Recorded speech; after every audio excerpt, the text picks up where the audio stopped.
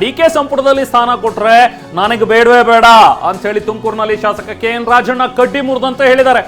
ಸಚಿವ ಸ್ಥಾನ ಬೇಡ, ಮತ್ತೊಬ್ಬರಿಗೆ ಅವಕಾಶ ಕೊಡ್ಲಿ, ಹಾಗಂತ ಡಿ ಕೆ ಸಿಎಂ ಆಗ್ತಾರೆ ಅಂತ ನಾನೇನು ಹೇಳ್ತಾ ಇಲ್ಲ, ಅದೇನ್ ಸಿಎಂ ಆಗೇ ಬಿಡ್ತಾರೆ ಅಂದ್ಕೊಂಡಿದ್ದೀರಾ ಅಂತ ಹೇಳಿ ತುಮಕೂರಿನಲ್ಲಿ ಶಾಸಕ ಕೆ ಎನ್ ರಾಜಣ್ಣ ಅವರು ಮಾತಾಡಿದ್ದಾರೆ.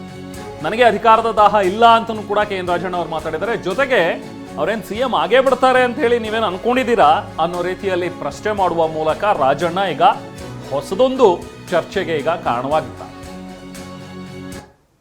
ನನಗೆ ಯಾವ ಸ್ಥಾನನೂ ಬೇಕಾಗಿಲ್ಲ.